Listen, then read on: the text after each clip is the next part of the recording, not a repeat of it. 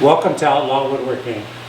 One thing about living at 8,000 feet up in the mountains, it's a beautiful, beautiful place to live. And the environment, it's the most wonderful place that I've lived in my lifetime. But I am at 8,000 feet and we get a lot of snow, and I'm almost at the top of the mountain that I live on. One thing that you have to worry about, especially I have a wood-fired, my main level of my house is heated by a wood-fired fireplace, and then my wood shop down in the basement is heated by a pellet stove. And then I also have forced air heating, but I don't like to use it because I try to save money. So I bring firewood from the outside into the garage, and then I bring it from the garage into right next to the house.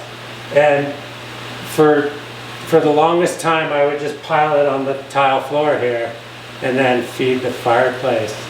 And it makes a huge mess. Anyway, this is what I created to hold the firewood. And let me show you how I did it.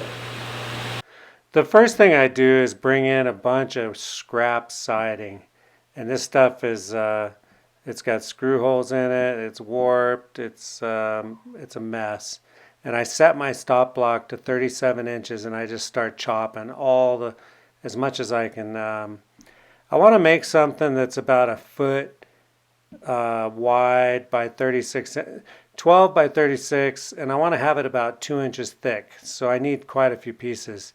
So I gather up all this siding, and then I take it to my table saw and I rip off the tongue, both the male and the female tongue off of this siding. And then I mark it down to about 2 inches and start ripping 2-inch strips. And I need enough 2-inch strips to make something that's about 12 inches thick. So I basically rip all that, and then I run them all through the joiner, and then I turn around and run them all through my DeWalt planer. I run them through there and basically just get them all flattened out so that I can glue this big slab together. And it actually didn't take as long as I thought to get all those prepared to glue up. The only bad thing about this siding material is it has these notches in it, but I thought I could fill those in, or maybe I'll put a piece on the end. So I get out all my cauls and my clamp cart and basically get these things and get them ready to glue together. All my glue ups have been doing a lot better lately, although glue is still messy. I'm thinking about I need to get a roller. This was quite a bit of glue to glue up all at once, but it's funny, at one point I started just doing one at a time, and then I'm like, hey, I'm never going to get there, so I start just doing quite a bit at once. So once I get all these glued, and that goes okay. And the clamping, between the cauls and the pipe clamps, the clamp up is just really nice. I'm really happy with my new clamping. It's always fun to look at like your past stuff and see, oh, I'm doing a better job now. Anyway, I clamp all those up, and then the next day I come down and I unload. I get my clamp cart and I start disassembling all these clamps. It was pretty messy, actually. It was a lot of glue and a lot of drip underneath. I had to actually scrape off some of the... The nice thing about the galvanized pipes is the glue comes right off them. But the cauls, the steel cauls, the ones on the bottom, the glue stuck to the paper, and I ended up having to spend a little bit of time scraping that off, which in the future, I might just spray some mold release on those. Like if I'm doing something big that I know it's going to get a lot of glue on them. I might just spray mold release on it. Anyway, I scrape off a little bit of this glue, and then I get my planer and get that thing set up and start and just run it through. And I run it through basically a few times, smooth over both sides, flatten it out. And then it's funny, recently I had bought this router bit, this round over router bit. It's like an 1.25 inch router bit. And I thought, and I used it one time actually on that flip top cart, and it was almost scary to use. It was because it's a big round over bit. And then I'm looking at this thing and I'm thinking, hey, I'll round, this is a nice big, there it is right there. This is a nice big slab. I'll round over all the edges on this. And at this point, I'm just winging it. I know that I want to make something that it's going to lift the firewood off the ground, and I'm just basically winging it.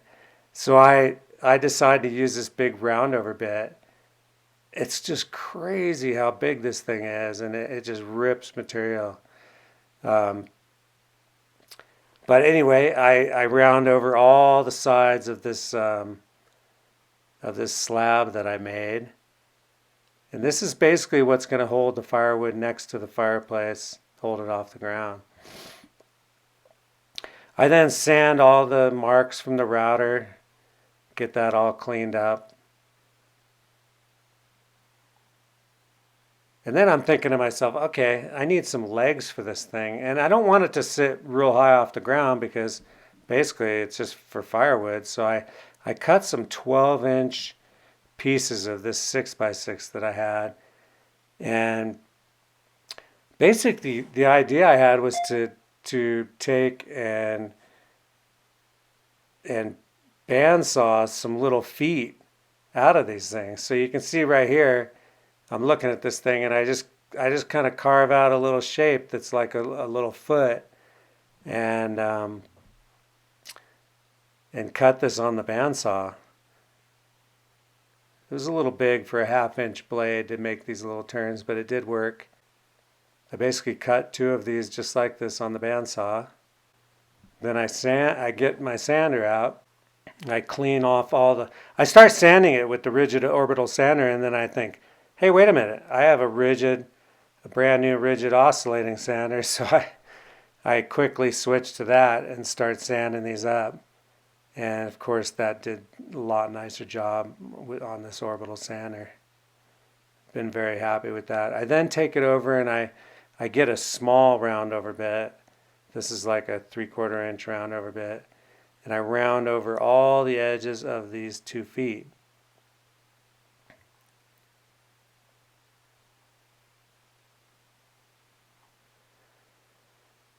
I started, when I started making too many, I started rounding over too much of this, and I started to look at it and I think, wait a minute, is this going to match my house, But I just kept going, and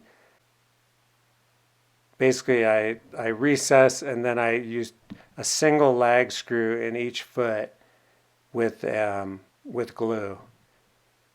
And that worked really well, really strong. And I probably didn't need that, but I had it, so I just did it.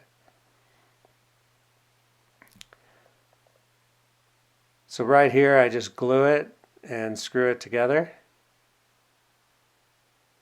Use an impact with these big 6-inch lags. And I'm just putting 1 lag in each screw. I glue them, straighten them out, and then this is the last piece of the 6x6, and I'm going to use this piece. I'm going to cut this in half and basically have a piece on each side. Was my idea that the firewood would sit in the middle. And although it was a good idea when I set it up there, I just didn't like it. It just looked too modern, or I don't know. It didn't fit the rustic cabin atmosphere. So I decided, okay, I'm gonna 45 it.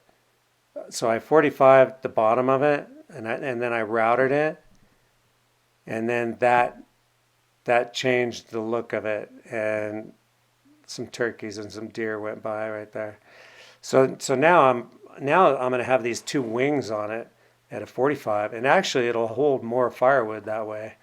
So I glue and nail these together, and I use some 2.5-inch stainless steel nails and a lot of glue, and basically nail these two sides off. So now it's got these kind of weird looking wings, but it'll hold a lot more wood. And I used some of this stuff called plastic wood by DAP, I believe, and I filled the nail holes and then sanded this whole thing, sanded all the pencil marks, and just got it sanded up and ready for stain. After I sanded it all, I then got some stain and stained this whole thing. And I'll list all the stuff that I used. I don't know if you want to use it, but maybe you like it. Anyway, it all of a sudden it kind of started to look like something that I still wasn't sure if I liked it or not at this point. You're just staring at something. You have it, you have it in your head of kind of an idea, and you just kind of go for it, and then you decide later, hey, I'm starting to like that. But at first you're not sure. Anyway, I stain this whole thing, wipe it down, let it dry, and the next day I start putting polyurethane on it, and I basically, this water-based polyurethane, I just go for it and put as much on as I can, and I think I put 5 coats on this little firewood holder. And usually it's about an hour between dry times, so I started early in the morning and I just started coating this thing one layer at a time, and every hour I would put another coat on. And it started to look good. I was actually, remember, this is a rustic piece of furniture, and it's not meant to look like, it's meant to be rustic. So, but that seems to be my style. So I finished putting all this polyurethane on, and then I take it upstairs. Thanks for watching Outlaw Woodworking. I really enjoyed making things, and this is no exception. We took basically some nasty scrap Doug fir and some cedar.